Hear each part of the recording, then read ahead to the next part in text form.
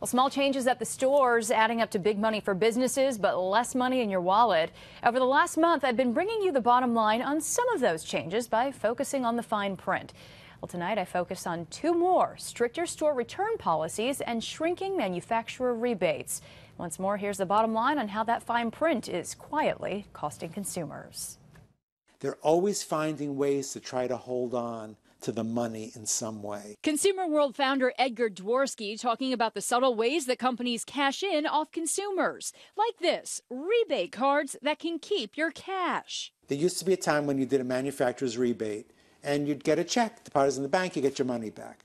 Now they come on these plastic cards. Used by companies like Staples, Procter & Gamble, and Norton AntiVirus. But what happens if you don't read the fine print? Most of them say after 6 months, we impose a $2.50 or $3 service charge on this card, and we will keep deducting it from the card until you have nothing left. Meaning the money you're owed can disappear. Rebate is pretty open to fraud if people are clever, and with computer printers being able to duplicate just about anything. Ted Patrikis with the New York State Retail Council explaining why the switch. To have a date limitation on a rebate, regardless of how it's issued, isn't really anything new. When someone buys a product, is it usually disclosed that if they get this rebate check or card that there will be a finite period of time? It should be. Because of state law, he says it has to be, but no stipulation on how the disclosure is displayed.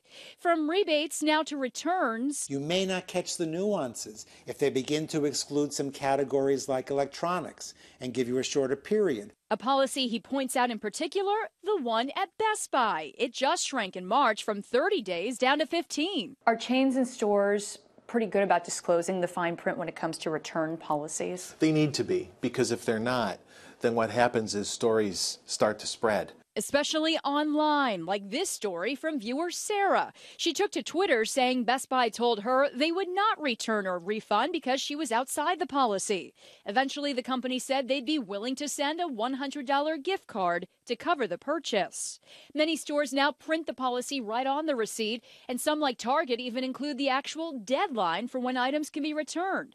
And finally, if you're like many shoppers today, you might order several similar items from one retailer online, planning to then return those unwanted items to your local store. But there could be a price to pay. Return blacklist registries trying to cut down on fraud. You've got to really do a lot of returning to trip that particular factor, but what may happen is the return would be denied. And your money out the door.